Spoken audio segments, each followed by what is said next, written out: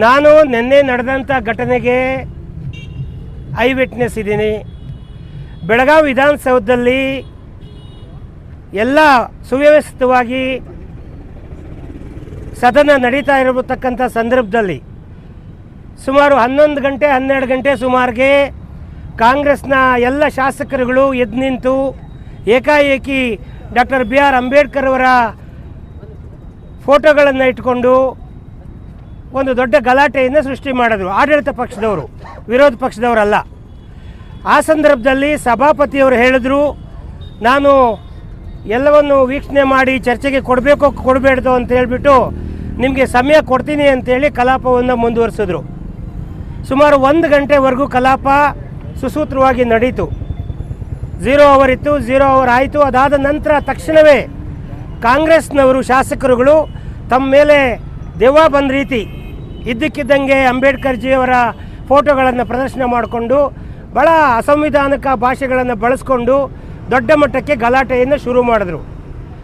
ಆ ಸಂದರ್ಭದಲ್ಲಿ ನಾವು ಕೂಡ ಪ್ರತಿಪಕ್ಷದಲ್ಲಿ ಕೂತಿದ್ದಂಥ ಶಾಸಕರು ಡಾಕ್ಟರ್ BR ಅಂಬೇಡ್ಕರ್ ಅವರಿಗೆ ಕಾಂಗ್ರೆಸ್ ಸರ್ಕಾರ ಏನೆಲ್ಲ ಅನ್ಯಾಯ ಮಾಡಿದೆ, ಯಾವ ಕಾಂಗ್ರೆಸ್ ಸರ್ಕಾರ ಸಂವಿಧಾನ ಶಿಲ್ಪಿ, ಸಂವಿಧಾನ ರಚನಾಕಾರರು, ಸಂವಿಧಾನ ಕರ್ತೃ ಅವರಿಗೆ ಚುನಾವಣೆಗೆ ಕಾಂಗ್ರೆಸ್ ಅಭ್ಯರ್ಥಿಯನ್ನು ಹಾಕಿ 2 ಬಾರಿ ಸೋಲಿಸುವಂಥ ಕೆಲಸವನ್ನು ಕಾಂಗ್ರೆಸ್ ಮಾಡುತ್ತೆ. ಹಾಗಾಗಿ ನಿಮಗೆ ನೈತಿಕತೆ ಇಲ್ಲ. ಡಾಕ್ಟರ್ BR ಅಂಬೇಡ್ಕರ್ರಿಗೆ ಭಾರತ ರತ್ನ ಪ್ರಶಸ್ತಿ ಕೊಟ್ಟಿದ್ದು ವಾಜಪೇಯಿ ಅವರು ಪ್ರಧಾನಿಯವರಾಗಿದ್ದಾಗ. 6 ಅಡಿ 3 ಅಡಿ ಜಾಗ ಕೊಟ್ಟಿರಲಿಲ್ಲ ದೆಹಲಿನಲ್ಲಿ ಕಾಂಗ್ರೆಸ್ನವರು. ಇವತ್ತು ಅಂಬೇಡ್ಕರ್ ಬಗ್ಗೆ ಏನೆಲ್ಲ ಹೇಳ್ತಾರೆ, ದಲಿತರ ಬಗ್ಗೆ ಮಾತಾಡ್ತಾರೆ, ಆದರೆ 1 ಇಂಚು ಜಾಗ ಕೊಟ್ಟಿರಲಿಲ್ಲ ದೆಹಲಿನಲ್ಲಿ ಅವರ ಒಂದು ದೇಹವನ್ನು ಇದು ಮಾಡೋದಕ್ಕೆ, ಸಂಸ್ಕಾರ ಮಾಡೋದಕ್ಕೆ. ಆದರೆ ನರೇಂದ್ರ ಮೋದಿಯವರು ಮಂತ್ರಿ ಆದಮೇಲೆ 5 ಜಾಗದಲ್ಲಿ ಸನ್ಮಾನ್ಯ BR ಅಂಬೇಡ್ಕರ್ ಸ್ಮಾರಕಗಳನ್ನು ನಿರ್ಮಾಣ ಮಾಡುವಂಥದ್ದಾಗಿದೆ. ಯಾವ ನೈತಿಕತೆ ಇದೆ ರಾಹುಲ್ ಗಾಂಧಿಯವರಿಗೆ, ಯಾವ ನೈತಿಕತೆ ಇದೆ ಕಾಂಗ್ರೆಸ್ ಸರ್ಕಾರಕ್ಕೆ, ಯಾವ ನೈತಿಕತೆ ಇಟ್ಕೊಂಡು ನಮ್ಮ ಭಾರತದ ಗೃಹ ಸಚಿವರಾದಂಥ ಅಮಿತ್ ಶಾ ಅವರು ಏನೋ ಒಂದು ಮಾತು ಹೇಳಿದ್ರು ಅಂಥೇಳಿ ಅದನ್ನು ತಿರುಚಿ ಅವರು ಹೇಳಿರೋದೊಂದು ಅದು ಅರ್ಧಂಬರ್ಧ ಕಟ್ ಆ್ಯಂಡ್ ಪೇಸ್ಟ್ ಮಾಡಿ ಏನಿವತ್ತು ಜನಗಳಿಗೆ ತಪ್ಪು ಸಂದೇಶ ಕೊಡುವಂಥ ಕೆಲಸ ಮಾಡಿದ್ರು. ಅದು ವಿರುದ್ಧ ನಾವು ಹೇಳಿದ್ವಿ, ನಾವು ಪ್ರತಿಭಟನೆಗೆ ನಿಂತ್ವಿ, ನಾವು ಹೇಳಿದ್ವಿ ಅಂಬೇಡ್ಕರ್ಗೆ ಅವಮಾನಿಸಿದ್ದು ಕಾಂಗ್ರೆಸ್ ಸರ್ಕಾರ. ಭಾರತೀಯ ಜನತಾ ಪಕ್ಷ ಯಾವತ್ತೂ ಕೂಡ ಸಂವಿಧಾನಕ್ಕಾಗಲಿ ಡಾಕ್ಟರ್ BR ಅಂಬೇಡ್ಕರ್ಗಾಗಲಿ ಅವಮಾನವನ್ನು ಮಾಡಿಲ್ಲ. ಬದಲಾಗಿ ಅವರಿಗೆ ಅವರ ಗೌರವಕ್ಕೆ ಚ್ಯುತಿ ಬರುವಂಥ ಯಾವ ಕೆಲಸವನ್ನೂ ಮಾಡಿಲ್ಲ. ಅದನ್ನು ಭಾಳ ದೊಡ್ಡದಾಗಿ ನಾವು ಕೂಡ ಪ್ರತಿಭಟನೆಯಲ್ಲಿ ಧ್ವನಿಗೂಡಿಸಿ ನಾವು ಕೂಡ ಹೇಳಿದ್ವಿ, ಕಾಂಗ್ರೆಸ್ನವ್ರನ್ನ ವಿರೋಧ ಮಾಡಿದ್ವಿ. ದೊಡ್ಡ ಗದ್ದಲ ಆಯಿತು. ಸಭಾಪತಿಗಳು ತಮ್ಮ ಚೇರನ್ನು ಬಿಟ್ಟು ಸದನವನ್ನು ಅಡ್ಜರ್ನ್ ಮಾಡಿ ಒಳಗೆ ಹೋಗ್ತಾರೆ. ಅದಾದ ನಂತರ ಕಾಂಗ್ರೆಸ್ನವರ ಕೂಗಾಟ, ಚೀರಾಟ, ಸಾಮಾನ್ಯವಾಗಿ ಸಭಾಪತಿಗಳು ಆ ಚೇರಿಂದ ಆಚೆಗೆ ಹೋದ್ಮೇಲೆ ಶಾಸಕರು ನಾವೆಲ್ಲ ಮತ್ತೆ ತಣ್ಣಗಾಗೋದು ಅಥವಾ ಆಚೆಗೆ ಹೋಗೋದು ಮಾಡ್ತೀವಿ. ಅದಕ್ಕೆ ಬದಲಾಗಿ ಕಾಂಗ್ರೆಸ್ನವ್ರು ಏನು ಮಾಡಿದ್ರು, ಈ ರೀತಿಯ ದುರುದ್ದೇಶ ಇಟ್ಕೊಂಡೇ ಕಾಣುತ್ತೆ. ದುರುದ್ದೇಶವು ಇಟ್ಕೊಂಡೇ ಸಭಾಪತಿಗಳು ತಮ್ಮ ಸ್ಥಾನವನ್ನು ಬಿಟ್ಟು ಒಳಗಡೆ ಹೋದ್ಮೇಲೂ ಕೂಡ ತಮ್ಮ ಚೀರಾಟ, ಕೂಗಾಟವನ್ನು ಮುಂದುವರಿಸಿದ್ರು. ಅದಕ್ಕೆ ಯಾರು ಕುಮ್ಮಕ್ಕಿತ್ತು, ಯಾಕಾಗಿ ಅದು ಮಾಡಿದ್ರು? ಇದೇನು ಪ್ರೀ ಪ್ಲಾನ್ಡಾ? ಅಲ್ಲಿ ಎಲ್ಲರೂ ಕೂಡ ಒಬ್ಬರ ಮೇಲೆ ಒಬ್ಬರು, ಕೇಂದ್ರ ಸರ್ಕಾರದ ಮೇಲೆ BJP ಅವ್ರ ಮೇಲೆ ಕಾಂಗ್ರೆಸ್ನವ್ರ ಮೇಲೆ BJP ಅವರು ಸಹಜವಾಗಿ ಕೆಲವು ಆರೋಪಗಳನ್ನು ಮಾಡ್ಕೊಂಡು ನಾವೆಲ್ಲ ಜೋರಾಗಿ ಮಾತಾಡ್ತಾ ಇದ್ವಿ. ಆ ಮಧ್ಯೆ ಇದ್ದಕ್ಕಿದ್ದಂಗೆ ಏನೋ ಒಂದು ಗುಲ್ಲೆಬ್ಸಿ ಶ್ರೀಮತಿ ಲಕ್ಷ್ಮೀ ಹೆಬ್ಬಾಳ್ಕರ್ ಅವ್ರ ಬಗ್ಗೆ ಏನೋ ಮಾತಾಡಿದ್ರು ಅಂಥೇಳಿ ಅವರೆಲ್ಲ ಒಟ್ಟಾಗಿ ಸಭಾಪತಿಯವರ ಕಚೇರಿಗೆ ಒಳಗಡೆ ಹೋಗಿ ದೊಡ್ಡ ಒಂದು ಅಲ್ಲಾಗುಲ್ಲ ಸೃಷ್ಟಿ ಮಾಡಿದ್ರು. ಅದ್ರ ಹಿಂದೆ ನಾನು ಹೇಳೋದಿಷ್ಟೇ, ನಮ್ಮ ಪಕ್ಷ ನಾವೆಲ್ಲ ವಿದ್ಯಾವಂತರಿದ್ದೀವಿ. ನಾವು ಯಾರೂ ಕೂಡ ಹೆಣ್ಣು ಮಕ್ಕಳಿಗೆ ಅವಮಾನ ಆಗೋದನ್ನಾಗಲಿ ಅಥವಾ ಹೆಣ್ಣು ಮಕ್ಕಳ ಮೇಲೆ ಯಾವುದೇ ರೀತಿಯ ಅವಮಾನ ಆಗೋಂಥ ಕೆಲಸ ಸಹಿಸುವಂಥವ್ರಲ್ಲ. ನಾವು ಭಾರತ ಮಾತಾ ಕಿ ಜೈ ಅಂತ ಹೇಳೋರು. ಹಾಗಾಗಿ ಅಲ್ಲಿ ಒಂದು ವೇಳೆ ಈ ರಾಜ್ಯದಲ್ಲಿ ಕಾನೂನಿಲ್ವಾ, ಒಂದು ವೇಳೆ ಆ ಥರದ್ದು ಏನಾದ್ರು ತಪ್ಪಾಗಿದ್ದರೆ ಅದಕ್ಕೆ ಸಭಾಪತಿಗಳು ರೂಲಿಂಗ್ ಕೊಟ್ಟಿದ್ದಾರೆ. ಸದನದಲ್ಲಿ ಏನು ನಡೀತು, ಆಡಿಯೋ ವಿಡಿಯೋ ರೆಕಾರ್ಡ್ ತರಿಸ್ಕೋತೀವಿ, ಏನಾದರೂ ಸಾಕ್ಷಿ ಸಿಕ್ಕಿದ್ರೆ ನಾವು ಕ್ರಮ ಕೈಗೊಳ್ತೀವಿ ಅಂತ ಸಭಾಪತಿಗಳು ಹೇಳಿದ್ರು. ಕೊನೆಗೆ ಆ ಸಭಾಪತಿಗಳು ಹೇಳ್ತಾರೆ ಆ ರೀತಿಯ ಯಾವ ವಿಡಿಯೋ ಆಡಿಯೋ ಕೂಡ ದೊರಕಿಲ್ಲ ಅಂಥೇಳಿ ರೂಲಿಂಗ್ ಕೊಡ್ತಾರೆ. ಇದರಲ್ಲಿ ನಾನು ಯಾವುದೇ ಕ್ರಮ ಕೈಗೊಳ್ಳಲ್ಲ, ಆ ರೀತಿ ಯಾವುದು ನಡೆದಿಲ್ಲ ಅಂಥೇಳಿ ರೂಲಿಂಗ್ ಕೊಡ್ತಾರೆ. ಇಷ್ಟಾದಮೇಲೂ ಕೂಡ ಅವರು ತಮ್ಮ ದೌರ್ಜನ್ಯವನ್ನು ಮುಂದುವರಿಸಿ ನಾನು ಅಲ್ಲಿ ಒಂದು ಗಂಟೆಗೆ ನಾನು ಸುವರ್ಣ ವಿಧಾನಸೌಧ ಬಿಟ್ಟು ಹೊರಟೆ. ನಾನು ಊರ ಕಡೆಗೆ ಬರಬೇಕಾಗಿತ್ತು, ಹೊರಟೆ. ಬರ್ತಾ ದಾರಿ ಉದ್ದಕ್ಕೂ ಆ ಚಲನವಲನ ನೋಡ್ಕೊಂಬಂದು CT ರವಿ ಅವರ ಮೇಲೆ ಇದೇ ನಮ್ಮ ಶ್ರೀಮತಿ ಹೆಬ್ಬಾಳ್ಕರ್ ಅವರ PA ಯಾವ ತಹಶೀಲ್ದಾರ್ ಮೇಲೆ ಗುಂಡಾಗಿರಿ ಮಾಡಿ ಆ ತಹಶೀಲ್ದಾರ್ ಸಾವಿಗೆ ಕಾರಣ ಆಗಿದ್ದಂಥ ಒಬ್ಬ PA ಮತ್ತು ಅವರ ತಮ್ಮ ಶ್ರೀಮತಿ ಹೆಬ್ಬಾಳ್ಕರ್ ಅವರ ತಮ್ಮ ಇವರಿಬ್ಬರು ಏಕಾಏಕಿ ಆ ಹೊರಾಂಗಣದಲ್ಲಿ CT ರವಿಯವರ ಮೇಲೆ ದಾಳಿ ಮಾಡೋದಕ್ಕೆ, ಹಲ್ಲೆ ಮಾಡೋದಕ್ಕೆ ಪ್ರಯತ್ನ ಪಡ್ತಾರೆ. ಅದೃಷ್ಟವಶಾತ್ ಅಲ್ಲಿದ್ದಂಥ ಮಾರ್ಷಲ್ಗಳು, ಪೊಲೀಸ್ನವರು ಅದನ್ನು ತಡೀತಾರೆ. ಆದರೆ ತದನಂತರ ನಾಟಕೀಯ ಬೆಳವಣಿಗೆಗಳು ನಡೆದವಲ್ಲ, ಅದಕ್ಕೆ ರಾಜಕೀಯ ಬಣ್ಣ ಕೊಡುವಂಥದ್ದು. ನಾನು ಹೇಳ್ತೇನೆ, ಒಂದು ವೇಳೆ ಆ ರೀತಿ ಏನಾದರೂ ಮಾತಾಡಿದರೆ ಅದಕ್ಕೆ ಕಾನೂನಿದೆ. ಕಾನೂನಲ್ಲಿ ಯಾವ ರೀತಿ ಕ್ರಮ ಕೈಗೊಳ್ಳಬೇಕೋ ಅದು ಕೈಗೊಳ್ಳಿ. ಆದರೆ ಈ ರೀತಿಯಾಗಿ ಒಬ್ಬ ಪ್ರತಿಪಕ್ಷದ ಶಾಸಕನನ್ನು ಅರೆಸ್ಟ್ ಮಾಡಿ ಖಾನಾಪುರ ಪೊಲೀಸ್ ಸ್ಟೇಷನ್ಗೆ ಕರ್ಕೊಂಡು ಹೋಗ್ತಾರೆ. ಬೆಳಗಾವಿಯಿಂದ, ಆ ಸದನದಿಂದ, ವಿಧಾನಸೌಧದಿಂದ ಖಾನಾಪುರ ಪೊಲೀಸ್ ಸ್ಟೇಷನ್ಗೆ ಕರ್ಕೊಂಡು ಹೋಗ್ತಾರೆ. ಕೇಳಿದ್ರೆ ಹೇಳ್ತಾರೆ ಬೆಂಗಳೂರಿಗೆ ಕರ್ಕೊಂಡು ಹೋಗ್ತಾ ಇದ್ದೀವಿ ಅಂತ. ಖಾನಾಪುರಕ್ಕೆ ಕರ್ಕೊಂಡು ಹೋಗಿ ಅಲ್ಲಿ ನಮ್ಮ ಶಾಸಕರ ಮೇಲೆ ಹಲ್ಲೆ ಮತ್ತೊಂದು ನಡೆಸಿ ಮುಂದುವರೆದು ಅಲ್ಲಿಂದ ಇಡೀ ರಾತ್ರಿ ಅವರನ್ನು ಒಬ್ಬ ಯಾರೋ ಏನಂತ ಕರೀತಾರೆ, ಒಂದು ಉಗ್ರವಾದಿ ಥರ, ಒಬ್ಬ ಉಗ್ರವಾದಿನೂ ಹಂಗೆ ನಡೆಸ್ಕೊಳ್ಳಲ್ಲ. ಆ ರೀತಿಯಾಗಿ ಅವ್ರನ್ನ ಇಡೀ 3 ಜಿಲ್ಲೆಗಳನ್ನು ಸುತ್ತಿಸ್ತಾರೆ. ವಿಜಯಪುರ, ಬಾಗಲಕೋಟೆ, ರಾತ್ರಿ ಇಡೀ 3 ಜಿಲ್ಲೆ ಬೇರೆ ಬೇರೆ ತಾಲೂಕುಗಳಲ್ಲಿ. ಏನು ವಿಷಯ ಅಂತ ಹೇಳಲ್ಲ, ಯಾಕೆ ಅಂತ ಹೇಳಲ್ಲ.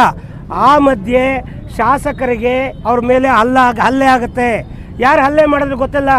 ತಲೆ ಬುರುಡೆ ಹೊಡೆದು ಬುರುಡೆಯಿಂದ ರಕ್ತ ಸುರಿತಾ ಇರುತ್ತೆ. ಯಾವ ಮಾಧ್ಯಮದವ್ರನ್ನೂ ಕೂಡ ಅವ್ರ ಹತ್ರಕ್ಕೆ ಬಿಟ್ಕೊಳ್ಳಲ್ಲ ಪೊಲೀಸ್ನವರು. ವಿರೋಧ ಪಕ್ಷದ ನಾಯಕರನ್ನ ಹತ್ರಕ್ಕೆ ಬಿಟ್ಕೊಳ್ಳಲ್ಲ, ಭಾಳ ಗೌಪ್ಯವಾಗಿ. ಹಾಗಾದರೆ ಇದರಿಂದ ಕುಮ್ಮಕ್ಕೆ ಹರಿದಿದೆ. ಮಾಹಿತಿ ಇದೆ, ಸನ್ಮಾನ್ಯ DK ಶಿವಕುಮಾರ್ ಅವರು 50 ಕಾಲ್ ಮಾಡಿದ್ದಾರೆ ಪೊಲೀಸ್ ಕಮಿಷನರ್ಗೆ. ಸನ್ಮಾನ್ಯ ಮುಖ್ಯಮಂತ್ರಿಗಳು 50 ಕಾಲ್ ಮಾಡಿದ್ದಾರೆ. ಇವ್ರ ಕೈವಾಡ ಇಲ್ಲದೆ ಇದೆಲ್ಲ ಆಗುತ್ತಾ? ಇವ್ರ ಕೈವಾಡ ಇರೋದ್ರಿಂದ ತಾನೇ ಆಗಿರೋದು. ಈ ರೀತಿಯಾಗಿ ಒಂದು ದುರ್ವರ್ತನೆಯನ್ನು ತೋರಿದ್ದಾರೆ ಪೊಲೀಸ್ನವರು. ದುರಾಡಳಿತವನ್ನು ಮಾಡ್ತಾ ಇದೆ ಈ ಸರ್ಕಾರ. ಹಾಗಾದರೆ ನಮಗೆಲ್ಲ ಭಯ ಇದೆ, ನಮಗೆ ಜೀವ ಭಯ ಬರುತ್ತೆ. ನಾಳೆ ದಿವಸ ಯಾವ ಮೂಲೆಯಲ್ಲಿ ಯಾವ ಕಾಂಗ್ರೆಸ್ ಕಾರ್ಯಕರ್ತರು ಬಂದು ನಮ್ಮ ಮೇಲೆ ದೈಹಿಕ ಹಲ್ಲೆ ನಡೆಸ್ತಾರೆ ಗೊತ್ತಿಲ್ಲ.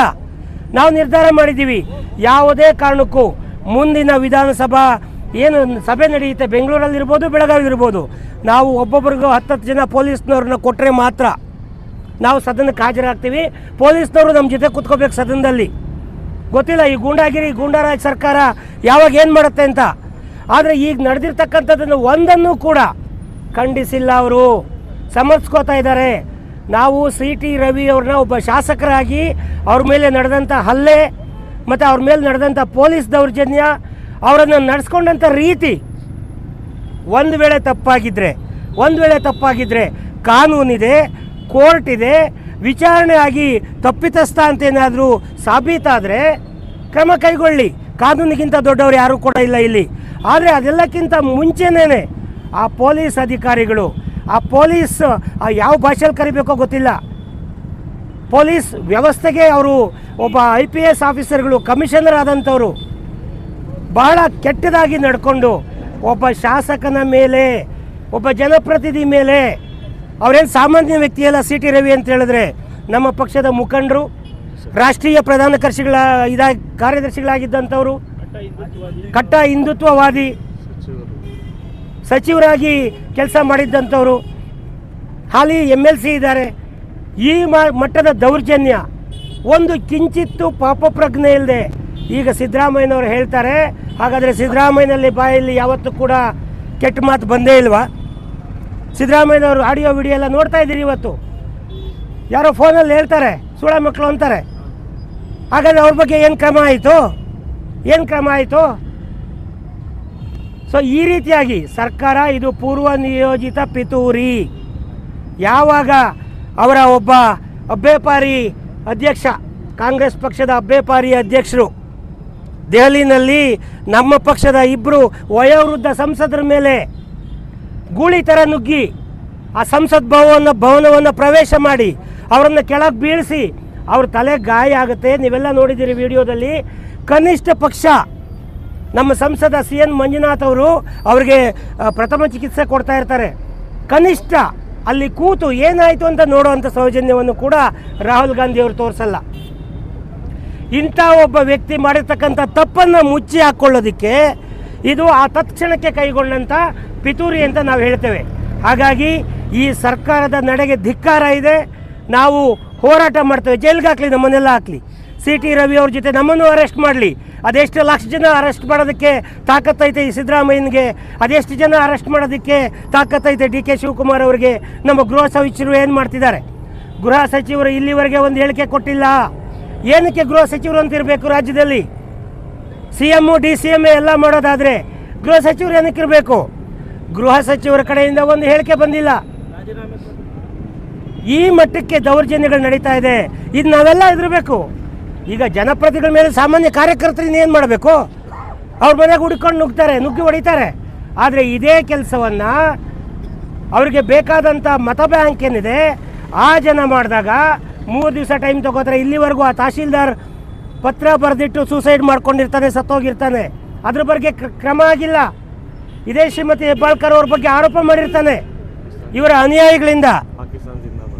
ಅನುಯಾಯಿಗಳಿಂದ ನನಗೆ ನಾನು ಪ್ರಾಣ ಕಳ್ಕೊತೀನಿ ಅಂತ. ಆದರೆ ಇಲ್ಲಿವರೆಗೂ ಕ್ರಮ ಆಗಿಲ್ಲ. ಆದರೆ ಏನೂ ತಪ್ಪಿಲ್ಲದೆ, ಯಾವುದೂ ಸಾಬೀತಾಗದೆ ಹೇಳ್ತಾರೆ. ಲಕ್ಷ್ಮೀ ಹೆಬ್ಬಾಳ್ಕರ್ ಅವರು ಹೇಳ್ತಾರೆ, ಶ್ರೀಮತಿ ಏನು ಹೇಳ್ತಾರೆ, ನಾನು ಕೊಲೆಗಾರ ಅಂದೆ ಅಂತ, ಕೊಲೆಗಡಕ ಅಂದೆ ಅಂತ. ಕೊಲೆಗಾರ ಅನ್ನೋದು ಯಾವ FIR ಆಗಿತ್ತು ರವಿ ಅವ್ರ ಮೇಲೆ? ಎಲ್ಲಿ ಪ್ರಾಸಿಕ್ಯೂಷನ್ ಆಗಿತ್ತು? ಎಲ್ಲಿ ಅವರ ಅಪರಾಧ ಪ್ರೂವ್ ಆಗಿತ್ತು ಕೊಲೆಗಾರ ಅನ್ನೋದಕ್ಕೆ? ಒಬ್ಬ ಸದನದಲ್ಲಿರ್ತಕ್ಕಂಥ ಗೌರವಾನ್ವಿತ ಸದಸ್ಯನಿಗೆ ಈ ರೀತಿ ಅಗೌರವ ತೋರಿಸಿದ್ದಾರೆ. ಆ ಕಾರಣಕ್ಕಾಗಿ ನಮ್ಮ ಹೋರಾಟ ಇಷ್ಟೇ. ಕೂಡಲೇ ಯಾರು ಈ ತಪ್ಪನ್ನು ಮಾಡಿದ್ರು ಪೊಲೀಸ್ನವರು, ಅವರು ಇದರ ಬಗ್ಗೆ ಸರ್ಕಾರ ಅವ್ರ ಮೇಲೆ ಕ್ರಮ ಕೈಗೊಳ್ಳಬೇಕು. ಇಲ್ಲ ಒಂದು ವೇಳೆ ಸರ್ಕಾರನೇ ಏನಾದರೂ ಈ ರೀತಿ ಪಿತೂರಿ ಮಾಡಿದರೆ ಈ ಸರ್ಕಾರಕ್ಕೆ ಅಧಿಕಾರದಲ್ಲಿರ್ತಕ್ಕಂಥ ನೈತಿಕತೆ ಇಲ್ಲ. ಕೂಡಲೇ ರಾಜೀನಾಮೆ ಮಾಡಬೇಕು. ಈ ದೇಶದಲ್ಲಿ, ಈ ರಾಜ್ಯದಲ್ಲಿ ಕಾನೂನಂತ ಏನಾದರೂ ಇದ್ದರೆ, ಇನ್ನೂ ಕೂಡ ಕಾನೂನು ವ್ಯವಸ್ಥೆ ಏನಾದರೂ ಇದ್ದರೆ, ಅಂಬೇಡ್ಕರ್ ಜಿ ಅವರ ಪ್ರಜಾಪ್ರಭುತ್ವ ಸಂವಿಧಾನ ಇವತ್ತು ಕೆಲಸ ಮಾಡುತ್ತೆ ಅನ್ನೋದಾದರೆ, ಅದ್ರ ಬಗ್ಗೆ ಗೌರವ ಇದ್ದರೆ ನೀವು ಕೂಡಲೇ ಕ್ಷಮೆ ಕೇಳಬೇಕು. ರವಿ ಅವ್ರನ್ನ ಬಿಡುಗಡೆ ಮಾಡಬೇಕು. ನೀವು ನ್ಯಾಯಾಲಯದಲ್ಲಿ ಏನಿದೆ ಇದನ್ನು ಮುಂದುವರಿಸ್ಕೊಳ್ಳಿ. ಎಂತೆಂಥ ಅಪರಾಧ ಮಾಡಿ, ಏನೆಲ್ಲ ಮಾಡಿ ಇವತ್ತು ರಾಜಾರೋಷವಾಗಿ ಓಡಾಡ್ತಿರ್ತಕ್ಕಂಥ ಜನ ಸರ್ಕಾರದ ಆಶ್ರಯದಲ್ಲಿದ್ದಾರೆ. ಅಂಥವ್ರಿಗೆ ನೀವೇನು ಮಾಡೋಕ್ಕೆ ತಾಕತ್ತಿಲ್ಲ, ಯೋಗ್ಯತೆ ಇಲ್ಲ ನಿಮಗೆ. ಒಂದು ಸಣ್ಣ ಅಪವಾದ, ಇನ್ನೂ ಸಾಬೀತಾಗಿಲ್ಲ, ಅದು ಅಪರಾಧ ಆಗಿಲ್ಲ, ಅಪವಾದ ಅಷ್ಟೇ. CT ರವಿ ಅವರು ಹಿಂಗೆ ಅಂದಿದ್ದಾರೆ ಅಂತ ಅಪವಾದ. ಅದನ್ನು ಮುಂದಿಟ್ಕೊಂಡು ರಾತ್ರಿ ಎಲ್ಲ ಊಟ ಕೊಟ್ಟಿಲ್ಲ ಅವ್ರಿಗೆ. ಹಾಗಾದರೆ ಅವ್ರ ತಲೆ ಗಾಯ ಹೇಗಾಯಿತು? ಯಾರು ಹೊಡೆದ್ರು? CT ರವಿ ಅವರೇ ಹೇಳಿದ್ದಾರೆ, ನನ್ನನ್ನು ಕೊಲೆ ಮಾಡೋದಕ್ಕೆ ಸಂಚು ರೂಪಿಸಿದ್ದಾರೆ ಪೊಲೀಸ್ನವರು. ರಾತ್ರಿ ಮಾಧ್ಯಮದವ್ರನ್ನೂ ಬಿಟ್ಟಿಲ್ಲ. ನೀವು ನೋಡಿದ್ರಿ, ಮಾಧ್ಯಮದವರ ಕಾರಿಗೆ ಅಡ್ಡ ಆಗಿ ಪೊಲೀಸ್ ವ್ಯಾನ್ ನಿಲ್ಲುತ್ತೆ. ರಾತ್ರಿ 1 ಗಂಟೆ 2 ಗಂಟೆನಲ್ಲಿ ಅಡ್ಡ ಆಗಿ ಪೊಲೀಸ್ ವ್ಯಾನ್ ನಿಂತು ಹೇಳ್ತಾರೆ ಆ ಮಾಧ್ಯಮದ ಕಾರಿನ ಮೇಲೆ ಹಲ್ಲೆ ಆಗುತ್ತೆ. ಪೊಲೀಸ್ನವರು ಬಡಿತಾರೆ ಕಾರಣ. ಪ್ರಜಾಪ್ರಭುತ್ವದ 4ನೇ ಅಂಗ, ಅವರಿಗೆ ಗೌರವ ಇದೆ. ಸೊ ಈ ರೀತಿಯಾಗಿ ಬಹಳ ದುಷ್ಕೃತ್ಯಗಳನ್ನು ಈ ಸರ್ಕಾರ ಮಾಡ್ತಾ ಇದೆ. ಗೂಂಡಾರಾಜನ್ನು ತರ್ತಾ ಇದೆ. ಸಮಾಜದ ನಾಗರಿಕರು ಭಯಗೊಂಡಿದ್ದಾರೆ, ನಾವೆಲ್ಲ ಭಯಗೊಂಡಿದ್ದೀವಿ. ಗೊತ್ತಿಲ್ಲ ಯಾವಾಗ ಏನು ಮಾಡ್ತಾರೆ, ಯಾರ ಮೇಲೆ ಏನು ಹೇಳಿ ಅರೆಸ್ಟ್ ಮಾಡ್ತಾರೆ. ಪ್ರಜಾಪ್ರಭುತ್ವ ಸತ್ತೋಗಿದೆ ಈ ರಾಜ್ಯದಲ್ಲಿ. ಗೂಂಡಾಯಿಸಮ್ ಮೆರೀತಾ ಇದೆ. ಇದಕ್ಕೆ ಧಿಕ್ಕಾರ ಇದೆ ನಮ್ಮದು. ನಾವು ಹೋರಾಟ ಮಾಡ್ತೇವೆ. ಕಮ್ ವಾಟ್ ಮೇ, ನಮ್ಮನ್ನೆಲ್ಲ ಅರೆಸ್ಟ್ ಮಾಡಲಿ ಸಿದ್ದರಾಮಯ್ಯನವರು, ನಮ್ಮನ್ನೆಲ್ಲ ಜೈಲಿಗೆ ಹಾಕಲಿ. ಭಾರತೀಯ ಜನತಾ ಪಕ್ಷ ಈ ವಿಶ್ವದಲ್ಲಿ ಅತ್ಯಂತ ದೊಡ್ಡ ಪ್ರಜಾಪ್ರಭುತ್ವ ಪಕ್ಷ. ಭಾರತೀಯ ಜನತಾ ಪಕ್ಷ ಈ ದೇಶದಲ್ಲಿ ಅತಿ ಹೆಚ್ಚು ಎಲ್ಲರನ್ನೂ ಜೈಲಿಗೆ ಹಾಕಲಿ, ನಮ್ಮನ್ನೆಲ್ಲ ಕಾರ್ಯಕರ್ತರುಗಳನ್ನ. ನಾವೆಲ್ಲ ರೆಡಿ ಇದ್ದೀವಿ. ಕಾನ್ಸ್ಟಿಟ್ಯೂಷನ್ ಪ್ರಕಾರ ನಡೀಲಿ. ಒಬ್ಬ ಸಾಮಾನ್ಯ ಕಾಮನ್ ಸೆನ್ಸ್ ಇರೋ ಯಾವನಿಗೆ ಬೇಕಾದ್ರೂ ಗೊತ್ತಾಗುತ್ತೆ ಇದು.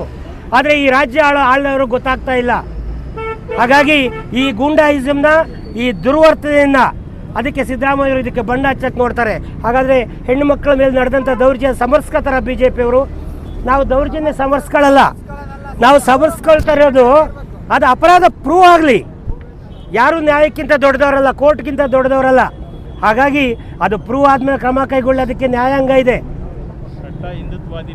ಆಯ್ತಲ್ಲ. ಈ ರೀತಿ ಒಬ್ಬ ಅತ್ಯಂತ ಶ್ರೇಷ್ಠ ವ್ಯಕ್ತಿ, ಹೆಣ್ಣು ಮಕ್ಕಳಿಗೆ ವಿಶೇಷವಾದ ಗೌರವ, ಒಂದು ಸಂಸ್ಕಾರ ಇರ್ತಕ್ಕಂಥ ವ್ಯಕ್ತಿ ಮೇಲೆ ಈ ರೀತಿ ಆರೋಪ, ಸುಳ್ಳು ಆರೋಪ ಹೊರಿಸಿ ಅವ್ರನ್ನ ಜೈಲಿಗೆ ಹಾಕಿರೋದು, ಅವ್ರನ್ನ ಪೊಲೀಸ್ ಸ್ಟೇಷನ್ ಕರ್ಕೊಂಡು ಹೋಗಿರೋದು, ಕೋರ್ಟ್ ಮುಂದೆ ಹಾಜರುಪಡಿಸಿರೋದು, ರಾತ್ರಿಯೆಲ್ಲ ಅವ್ರಿಗೆ ಹ್ಯಾರಾಸ್ ಮಾಡಿರೋದು, ಇದು ಅಕ್ಷಮ್ಯ. ಇವತ್ತು ಈ ರಾಜ್ಯ ಖಂಡಿತ ನಿಮಗೆ ತಕ್ಕ ಪಾಠ ಕಲಿಸುತ್ತೆ. ನಮ್ಮ ವಿರೋಧ ಪಕ್ಷದ ನಾಯಕರು ಹೇಳಿದ್ದಾರೆ, ಯಾವುದೂ ಶಾಶ್ವತ ಅಲ್ಲ. ನಿಮ್ಮ ಅಧಿಕಾರ ಇನ್ನು 2 ವರ್ಷನೋ 3 ವರ್ಷನೋ ಯಾವಾಗ ಇಳಿತೀರೋ ಗೊತ್ತಿಲ್ಲ. ಮುಂದೆ ನಾವು ಇದನ್ನು ಮಾಡಿದ್ರೆ ಏನು ಹೇಳ್ತೀರಾ? ಬಿ ಜೆ ಪಿ ಶಾಶ್ವತವಾಗಿ ಪ್ರತಿಪಕ್ಷದಲ್ಲಿ ಕೂರಲ್ಲ. ಅತಿ ಹೆಚ್ಚು ಸಮಯ ಅಧಿಕಾರದಲ್ಲಿ ಇರ್ತಕ್ಕಂಥದ್ದು. ಕೇಂದ್ರದಲ್ಲಿ ನಮ್ಮ ಸರ್ಕಾರ ಇದೆ ಅಂತ ಬೇಕಾದ್ದು ಮಾಡ್ಬೋದಾ? ಏನು ಬೇಕಾದರೂ ಆಗ್ಬೋದಾ? ಅದಾಗೋದಕ್ಕೆ ಅವಕಾಶ ಇಲ್ಲ. ಜನ ಇದ್ದಾರೆ, ಜನ ಪಾಠ ಕಲಿಸ್ತಾರೆ. ನಿಮ್ಮ ದುರ್ವರ್ತನೆಗೆ, ದುರಹಂಕಾರಕ್ಕೆ, ದುರಾಡಳಿತಕ್ಕೆ ತಕ್ಕ ಶಾಸ್ತಿ ಆಗುತ್ತೆ. ನೀವು ಕೂಡಲೇ ತಿದ್ಕೋಬೇಕು ಅನ್ನೋ ಮಾತನ್ನು ಹೇಳಿ ಮತ್ತೊಮ್ಮೆ ಈ ಸರ್ಕಾರಕ್ಕೆ ಎಚ್ಚರಿಕೆಯನ್ನು ಹೇಳಿ ನನ್ನ ಮಾತು ಮುಗಿಸ್ತೇನೆ. ನಮಸ್ಕಾರ.